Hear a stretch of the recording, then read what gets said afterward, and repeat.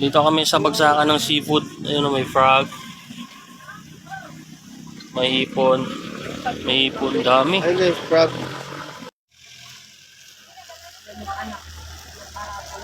Masarap yan, crispy.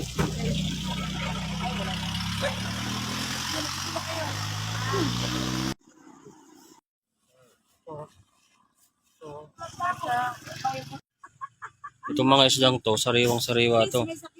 Fresh from the ocean. Ocean deep. Sa akin, wag lang naman. Dadaktal na ito eh. Magkabati. Ay, dito eh. 200.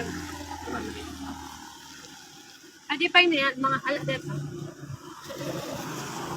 Yan nga naman ang padala. Grabe ba doon? Ano tawag dyan, te? Ang daka ng trabaho rin. Sabi namin dyan, bunog.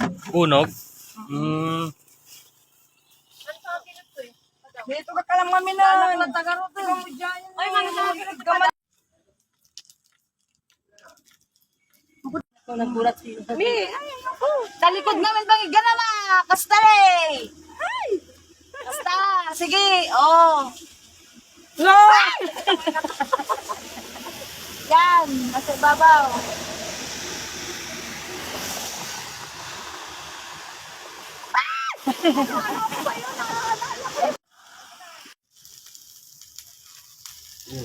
Buhay na buhay, oh.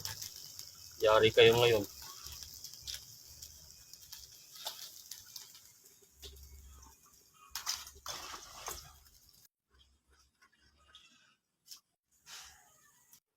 So ito na yung nakagat kanina. Ngayon, siya naman yung kakagatin ko. Ang dami niyang ginawang kagat sa akin, oh. Mga 16. Tapos ito naman yung tinatawag nila na hindi mabuksan. Basta yung maliit na isda yan eh. Ang tawag yan, sa amin tawag yan, small fish.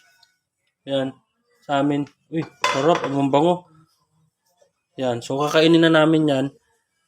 Pero yung kain namin, behind the scene, nandun na kay Boy Kulot.